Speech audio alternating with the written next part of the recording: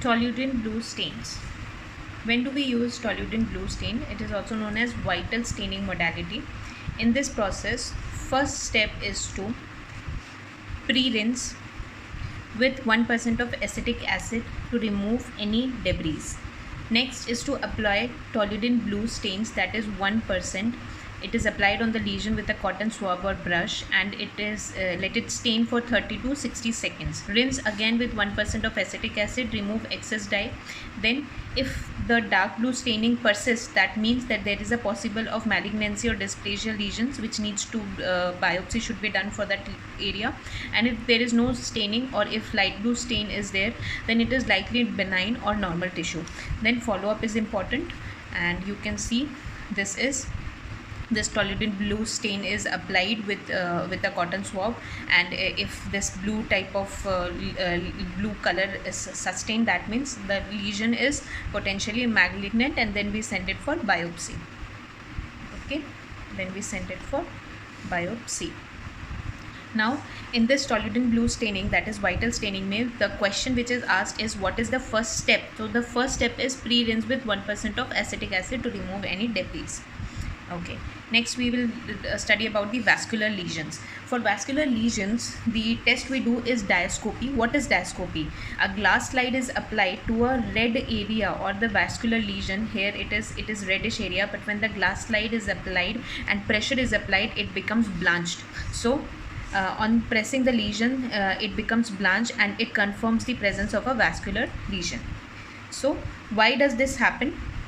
Because of the compression of the vessels, this blanching is seen in this area. Next we'll study about scintigraphy or functional imaging technique. What is scintigraphy? When do you do this? Common causes, when do we do the bone scanning, the bone scintigraphy, which is seen in fractures, bone metastasis, या फिर osteomyelitis, Paget's disease. Thyroid scintigraphy is done in cases of hyperactive thyroid nodules, Graves' disease. Myocardial in heart we do in cases of hyperperfusion, या फिर renal scintigraphy is also done in cases to see for any obstruction in the kidney. And how this is, you have to remember that it is a functional imaging technique, and if increased uptake, that means hotspot area is present. How do we do this? Number one, radiopharmaceutical administration. Patient receives a small dose of radioactive tracer, which is technetium 99m and iodine 131A via injection or oral inhalation. Step 2 is the distribution. The tracer accumulates in the target organ based on physiological activity, example bone, thyroid, kidney, heart or lung. Then a gamma camera detects the emitted radiation and create a functional image on the scan. Image interpretation: if the area has increased uptake of this technetium or iodine, then it is a hotspot area, and if decreased uptake, that means it is a cold spot area, which indicate abnormality. Okay, now what is Wellscope or VisiLight? It is also used for cancerous detection light. What is VisiLight? ये जो first image which we have seen, this is the VisiLight. Okay, what happens in VisiLight? It shows dysplasia. VisiLight, सबसे पहले क्या होता है? Patient rinses mouth with 1% of acetic acid solution to enhance the visibility. Then examination with VisiLight. A special chemiluminescent light is used. Observation of the tissue. Now what is the difference between VisiLight and Wellscope? You have to remember. In VisiLight, normal tissue appears dark. If it is dark, that means no concern. Abnormal tissue appears white and needs further evaluation. Okay. And in Wellscope, so you remember normal, that means dark area, dysplasia, luminescent area. Wellscope में क्या होता है? It is also autoluminescence area. Blue emission light is thrown on the suspicious area. इसमें उल्टा होता है. Wellscope में blue light is applied, tissue fluorescence is absorbed. Normal green fluorescence होगा. Abnormal में dark irregular area, which further investigation is required. So Wellscope, spelling should be B से. Velscope normal tissue, वेलस्कोप में जो होता है ग्रीन दिखता है, विजिलाइट में नॉर्मल जो होता है वो डार्क दिखता है. ठीक है. Now the next is sialendoscopy. Sialendoscopy में क्या होता है?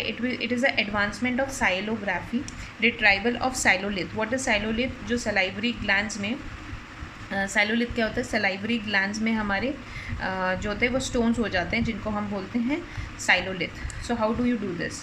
This is an equipment. इसको हम बास्केट रिट्राइवल टेक्निक भी बोलते हैं. ये आप देख सकते हो ऐसे गया, फिर इसमें सेकेंड स्टेप में ये बास्केट इसमें लगा रहता है जिसमें स्टोन आता है, एंड देन स्टोन इसमें रिट्राइव करके हम ले आते हैं. ठीक है. So it looks like something like this. This is sialo endoscope. Then salivary probes होते हैं इसमें, and forceps and balloon catheter इसमें रहता है. ठीक है. So it is also known as basket retrieval system. ये याद रखना, sialo endoscopy basket retrieval system. Now comes the next is the erosive lichen प्लानस.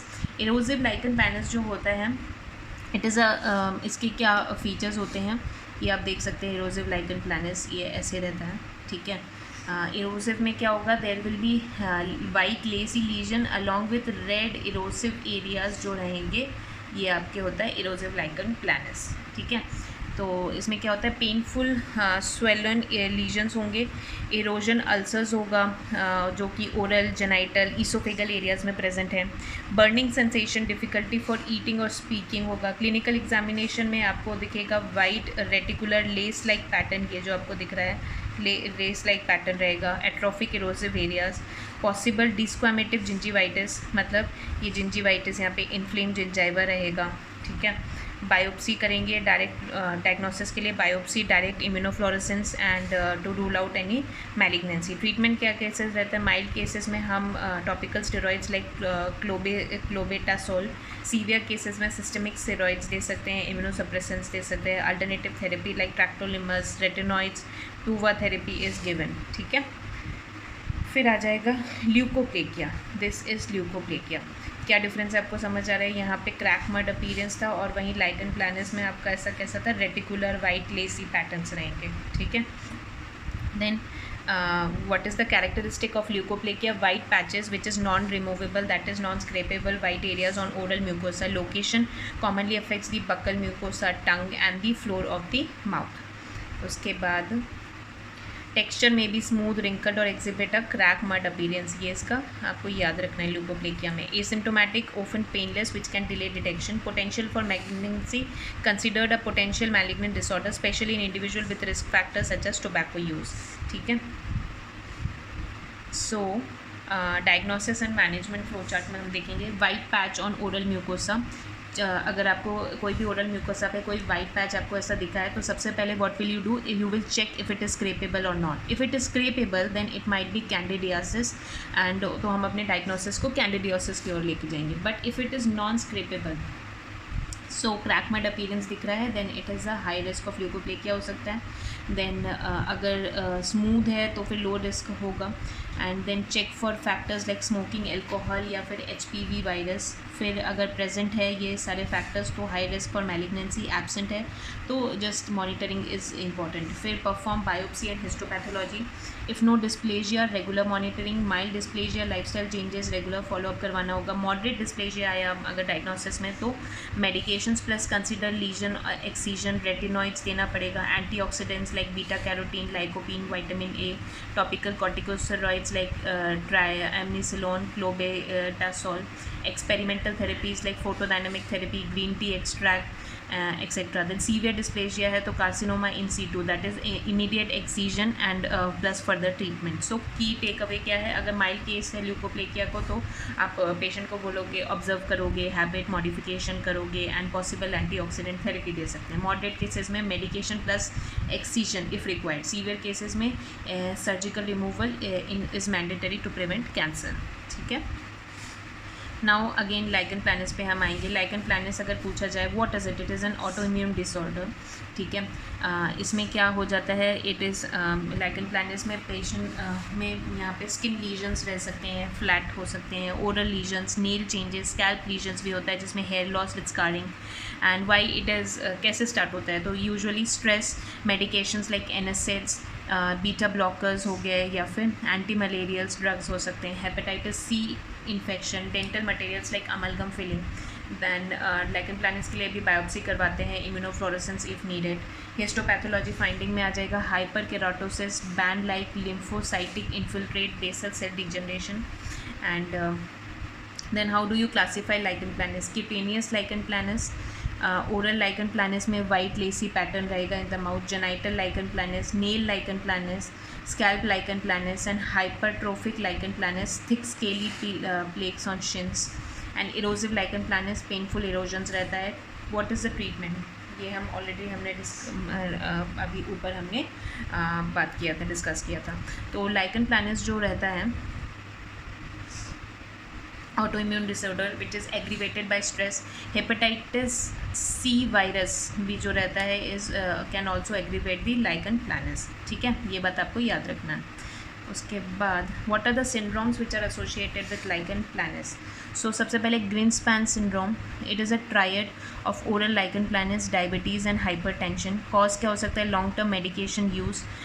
What is the treatment? Control underlying disease plus corticosteroids. Then so Greenspan syndrome is associated with lichen planus, triad of 3, diabetes, lichen planus, hypertension.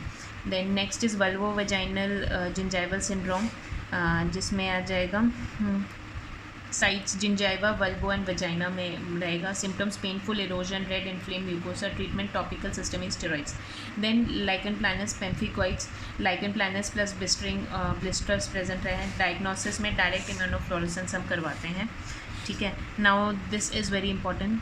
ग्रिन्समैन important है. Graham Little Piccardi Lassueur syndrome is important, जिसमें scarring of scalp, alopecia, body hair loss and multiple lichen planus lesions इसमें present रहते हैं. Treatment steroids, hydroxychloroquine plus retinoids are given.